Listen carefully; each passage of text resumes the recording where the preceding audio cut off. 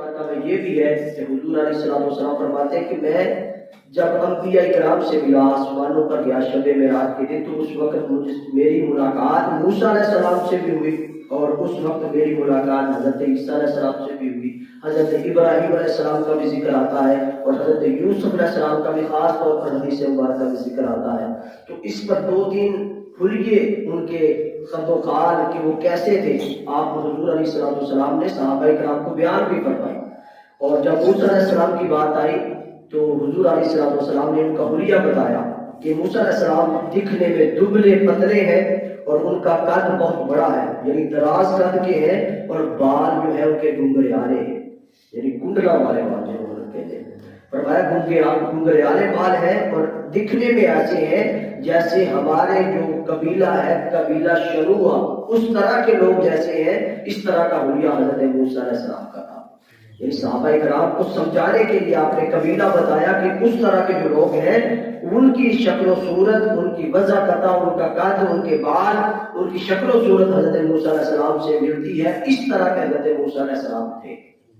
اور حضرت عیسیٰ علیہ السلام کے حلیے کا ذکر کرتے ہوئے آپ فرماتے ہیں کہ حضرت عیسیٰ علیہ السلام کا قد درمیانہ تھا اور وہ سرخ رنگ کے تھے، ان کا رنگ بڑا سرخ تھا.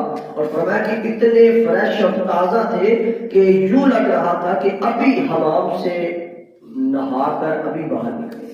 اتنے تازہ تھے، اتنے فریش لگ رہے تھے کہ ایسے لگ رہا تھا جیسے ابھی غسل خانے سے نہا کر باہر نکلے. تو یہ حضرت عیسیٰ علیہ السلام کا آپ حلیہ بیان کریں.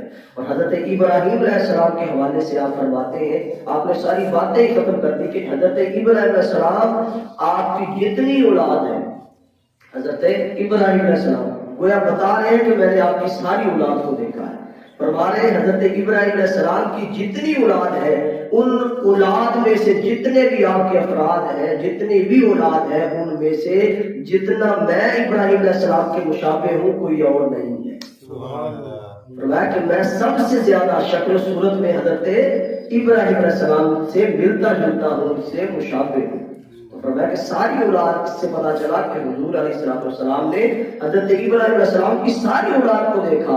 تو آپ نے فرمایا کہ تمام اولاد میں سے میری شکل و صورت حضرت ابراہیم علیہ السلام سے سب سے زیادہ ملتی ہے.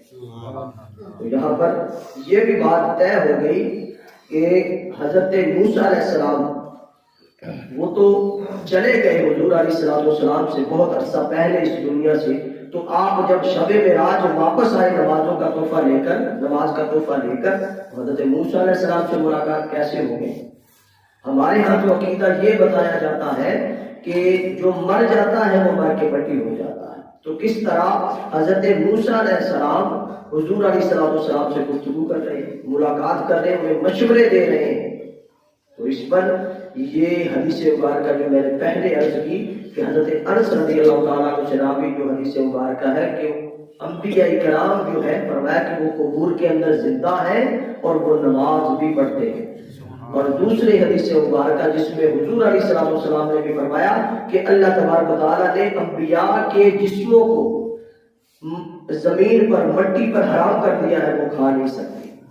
یہ بہت ساری احادیث جو اس چیز پہ دلالت کرتی ہیں کہ انبیاء کرام کے جو اجسام ہوتے ہیں ان کو مٹی نہیں کھا سکتے، وہ سلامت رہتے ہیں. اس لیے حضور علیہ السلام جب گئے تو موسیٰ علیہ السلام اپنی قبر مبارک کے اندر نماز ادا کر رہے تھے اور ملاقات کر رہے تھے کہ انبیاء کرام اور عام انسانوں کی قبور کے اہل برزخ کے اندر جو برزخی حالات ہیں اس میں بھی فرق ہے. جس طرح دنیا کے اندر عام مسلمان یا عام انسان نبی جیسا نہیں، اسی طرح عالم برزخ کے اندر بھی عام انسان عام مسلمان نبی جیسا نہیں ہو سکتا. ان کے حالات و واقعات جس طرح انبیاء کرام کے ہیں اس طرح کے عام انسان کے نہیں ہیں.